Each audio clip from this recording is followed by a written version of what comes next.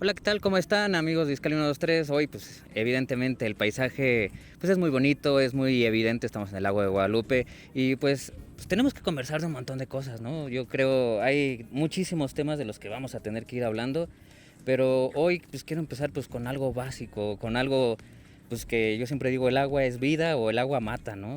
Y bueno, pues, ya se darán cuenta, estoy con Daniel Serrano Palacios, es dirigente de Morena, militante. Primero que nada, ¿cómo estás? Bien, Irving, muchas gracias. Gracias por la invitación. Y pues bueno, pues tenemos que hablar del agua, que es un problema, pues yo creo que es bastante problemático en todo el mundo. Veíamos en las noticias que pues ya está cotizando el agua, incluso en la bolsa. ¿Cómo ves el agua en el país, en el mundo? Se dice que es hasta la próxima guerra, ¿no? Sí, el agua es la guerra que viene. Creo que incluso hay que explicar bien esto de la cotización en la bolsa. No está sucediendo en todo el mundo, está sucediendo en la bolsa norteamericana. Ya es que tienen estos índices NK, así está etiquetado NK o Sí, sí. NKH2O, ¿no? A raíz de una escasez de agua en California, ¿no?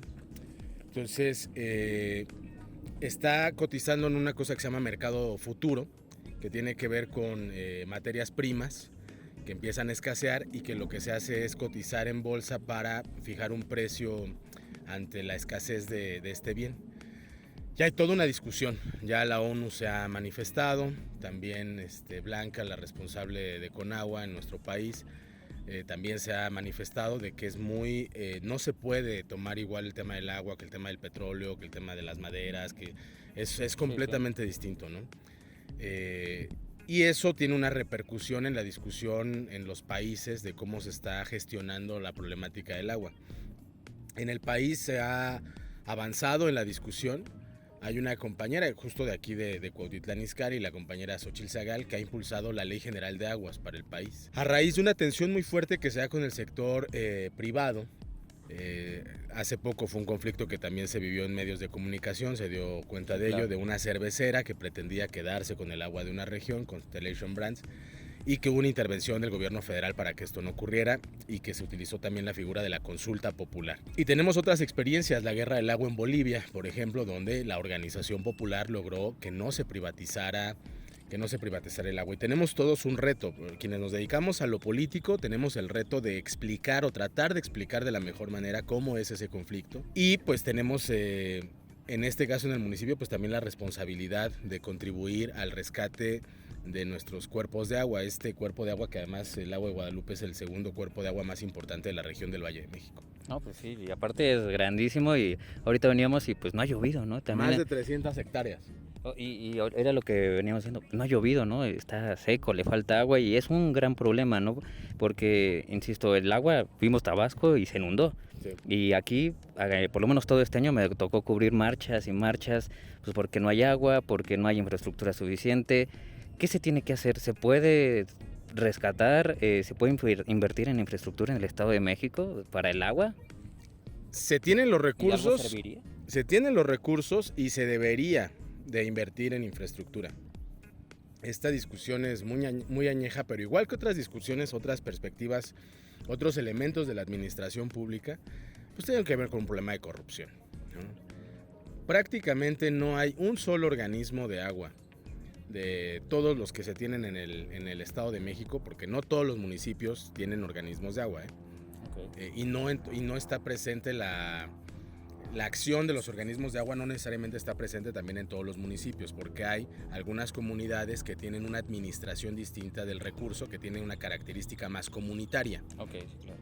Incluso en la región del Valle de Toluca, en municipios como Lerma, como Coyoacán, cada que se toca el asunto de un organismo de agua para quitar la dinámica comunitaria, termina en una tensión social que es muy posible que termine en golpes, en toma de los edificios de Sí, gobierno. sí.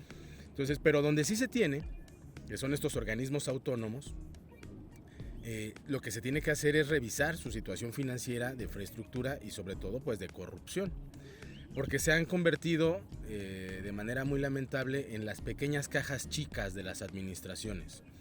Hay organismos que cuentan con un presupuesto, por ejemplo el caso de Tlalnepantla, un organismo de agua que cuenta con más de 1,000 millones de presupuesto.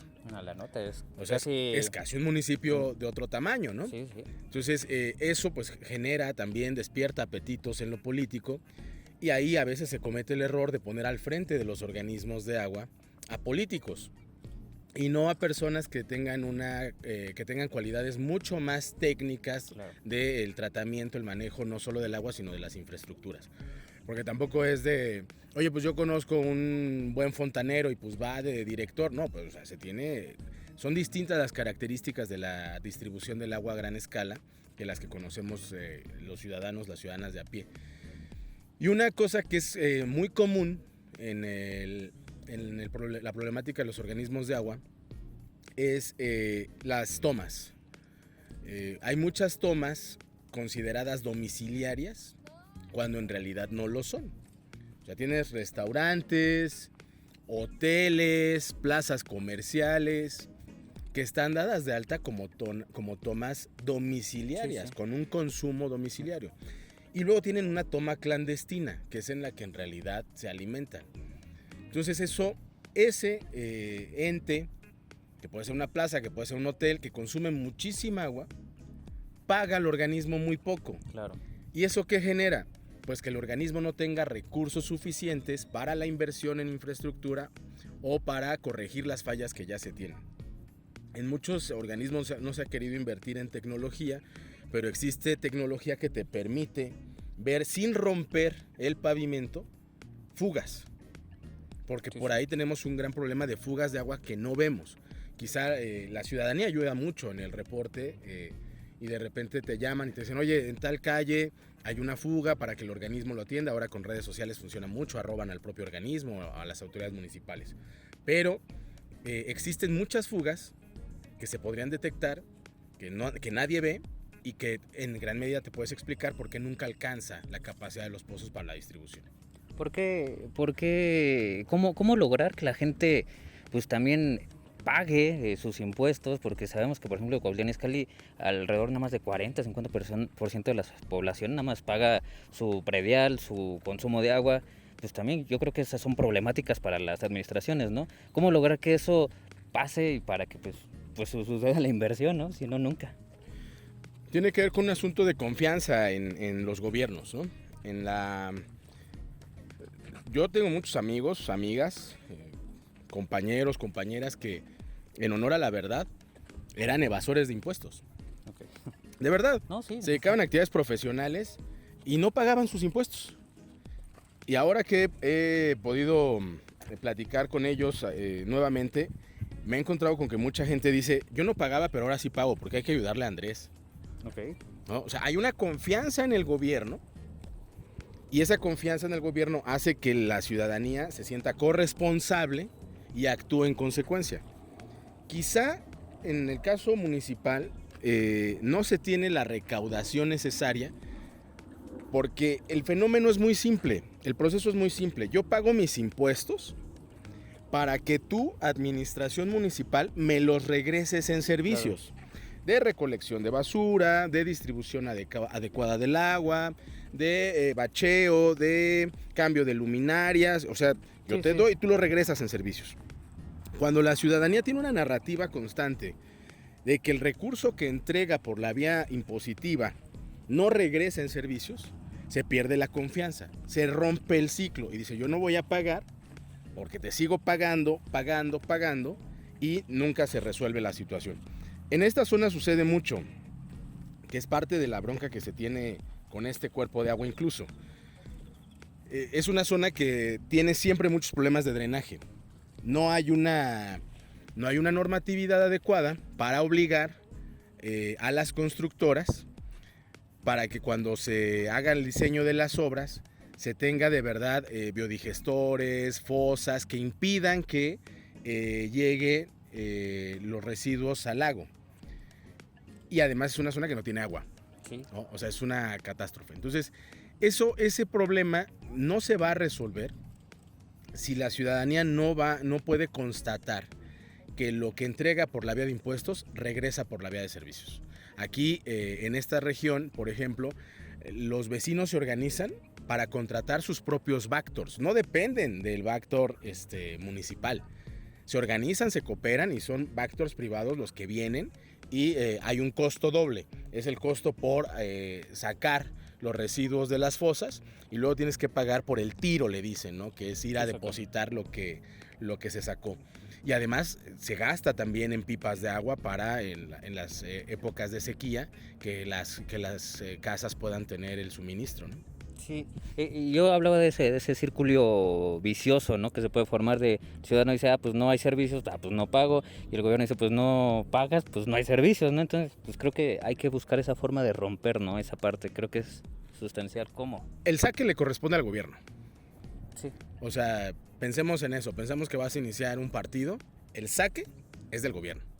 Si el gobierno desde el inicio plantea medidas de austeridad, es el primero en apretarse el cinturón, ¿no? Disminuye salarios. Es notorio el ejercicio de austeridad republicana que dice Andrés Manuel, de sobriedad en el gobierno. El ciudadano recibe ese mensaje y actúa en consecuencia. Pero si no se percibe, o sea, no solo tiene que ocurrir, además tiene que percibirse. Hay quien dice que en política lo que parece es. Si no parece que hay un ahorro, si no parece que hay una actitud de austeridad, pues no va a suceder. Entonces el saque, para romper ese círculo vicioso y se convierta eventualmente en un círculo virtuoso, el saque está en el gobierno. Perfecto. Y bueno, pues también este año a mí me pareció un poco contrariado, ¿no? De repente veíamos que estaban inundadas colonias y a la colonia de al lado el día siguiente veíamos una marcha porque no había agua, ¿no? Sí.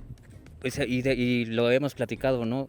¿Cómo hacer para que la gente a lo mejor encuentre otra solución al agua? No recolectamos el agua y a veces nos llueve demasiado. No hay una cultura de cosecha de agua. Sí, sí. Y en realidad no es tan costoso como se cree. Y la mayoría de las casas tienen cisternas. De hecho, en muchos hogares, cuando se pide una pipa, no se tienen un número suficiente de tinacos, sino que se tienen cisternas. Y ahí va a dar el agua de la pipa. Y eso sirve para un conjunto de meses a veces, ¿eh? No se ha fomentado cosechar agua. Y no es tan complicado en términos técnicos. Otra vez creo que dependería también de la administración fomentar el uso de estos otros mecanismos alternativos, que incluye campañas de comunicación, porque hay una tendencia a pensar que el agua de lluvia es sucia, sí, sí. ¿no? Es potable. Que no se puede utilizar. Y los mecanismos de filtración de agua de lluvia son muy sencillos. Creo que se podría no solo fomentar, sino también incluso invertir desde las administraciones municipales para convencer a la población de la captación de agua. Lo mismo en edificios que en predios de una sola vivienda. Y además creo que hay un ambiente social que te puede ayudar mucho, porque hay un ambiente social en medios de comunicación, en redes sociales, en la discusión pública, en la discusión en los hogares tendiente a la sustentabilidad. Hay una toma de conciencia de un sector muy importante de la población que estaría de acuerdo en ayudar a que haya procesos sustentables en los municipios, en las regiones. Sí, pues habrá que ver porque creo que es importante y el tema del agua, creo que yo siempre lo digo, cada vez va a haber menos agua, ¿no? Y eso va a ser un problema y tendremos que verlo cómo solucionarlo. ¿Algo más que agregar en el tema del agua que se nos haya pasado? Pues insistir con la población en que haya una alta exigencia a las administraciones municipales. Lo digo por la Izcalli, pero lo digo por todas las administraciones municipales, las administraciones estatales. La posibilidad de que las condiciones se transformen, no solo en el tema del agua, que es fundamental, y que, insisto, es la guerra que viene, sino en cualquier área de la administración pública. Una elevada exigencia de la ciudadanía siempre otorgará mejores resultados, por conveniencia o por convicción de las propias administraciones. Lo que se requiere es una alta exigencia de su ciudadanía. Perfecto. Pues bueno, nos vamos. ¿Dónde te puede seguir la gente? En mis redes sociales, en Twitter en Daniel-Ser, en Facebook en Daniel Serrano Palacios. Además de la invitación que amablemente me hacen en varios medios, ahí también publico algunas videocolumnas, voy a estar publicando ahora unos podcasts. Tratamos de buscar todos los mecanismos de difusión con la población para generar ciudadanía. Perfecto, pues nos vamos, muchísimas gracias y a lo que sigue.